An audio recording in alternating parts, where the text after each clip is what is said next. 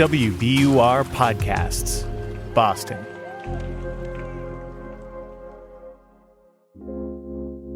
I'm Daryl C. Murphy, and you're listening to The Common. We are off today, but we are not going to leave you hanging. Today, we have a feature from WBUR climate and environment reporter Paula Moura. And it goes like this. Boston wants the majority of new cars purchased to be electric by 2050. This creates a challenge because all of those cars need to be charged somewhere, and the city needs more electric vehicle chargers. Now, the city does have a plan to give every household access to an electric vehicle charger or car share facility within a 10-minute walk by 2040, but equity issues make it more of a challenge for some neighborhoods than others. And here is where I'm going to pass it off to Paula. Nicole Moura knew she wanted her next car to be an electric vehicle, or an EV. She wanted to do her small part to tackle climate change. But she lives in a condo in Jamaica Plain without an easy way to install a charger. So I need to charge the car. And so we're going to the charging station that's about an 8 to 10 minute walk from my house. Her strategy is to wake up early to get a spot at a public parking lot. When Moura arrives, 2 other cars are already charging.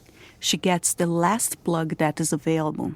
So that's why I have to get here at 9 o'clock on a Saturday morning. Moura says this is the only charger in walking distance to her home. There really needs to be a lot more charging stations to support the need that already exists, never mind that we want to grow. And city officials agree. To encourage this, Boston transportation leaders created a roadmap outlining goals to boost EV infrastructure. The goal is to have public chargers within a 10-minute walk of every household by 2040. The city is more than 3 years into its plan and has relied largely on private companies to decide where chargers go. A group of researchers at Boston University wanted to see if distribution has been equitable. The Visualizing Energy project mapped the more than 900 chargers in the city and found many are concentrated downtown. But Mattapan, Hyde Park, Roslindale, and parts of Dorchester could be considered charging deserts. Someone in Dorchester Center, for example, would have to walk 25 minutes to a charger. David Su is an associate professor at the Department of Urban Studies and Planning at MIT. He says it makes sense that the private sector chose to build chargers downtown and in the seaport area. This is a response to market demand. And, we know electric vehicles are expensive, and we know they're probably correlated with relatively higher incomes. The city does not map out where chargers should be installed or offer companies incentives to choose certain areas. Instead, one of its strategies is to put chargers in city-owned lots in areas the market has not invested in. Yasha Franklin Hodge is Boston's chief of streets. When we think about placement, one of the reasons our municipal lots are such an attractive location is that they are very well distributed throughout the city, especially in some of our lower income neighborhoods. So far, the city has installed chargers in 13 public lots. All are located in areas the BU analysis found to be charging deserts. The city plans to install additional chargers in 6 more lots. It gives us an opportunity to kind of get a head start on placing EV chargers in places that might be late in coming for more of the private investment. But not everyone thinks this policy will achieve equity. Having the city say they're going to fill in the gaps sounds great on paper, but what does that actually look like in practice? Sophia Owen is an attorney for ACE, an environmental justice organization in Roxbury.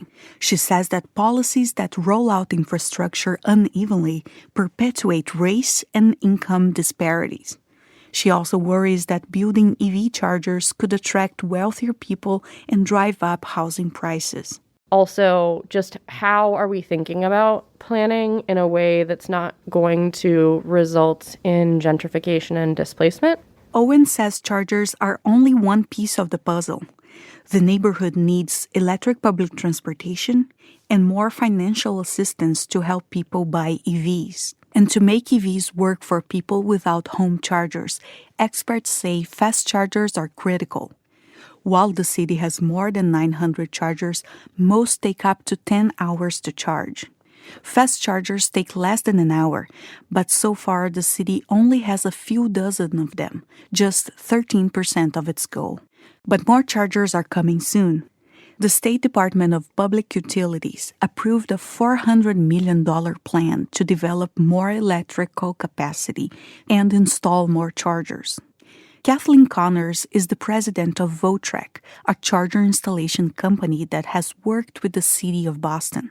I think you're going to see a sea change really happening in the next 24 months. Over half of the money will fund workplace and public chargers like the one Nicole Mushero from Jamaica Plain uses. She looks forward to having more options, but she says the current inconvenience is still worth it. I would rather be one of the earlier adopters to try to make it become more popular. And to meet the city's net zero goals, a lot more people need to adopt electric cars too. For 90.9 WBUR, I'm Paula Moura. Thanks so much to Paula for that story. If you want to read it, just go to WBUR.org. And that's our show for today. Thank you so much for listening to The Common. Make sure you hit us up on Twitter or Instagram at WBUR The Common, or you can send us an email at thecommon@WBUR.org. I'm Daryl C. Murphy, and we'll be back with a brand new show tomorrow.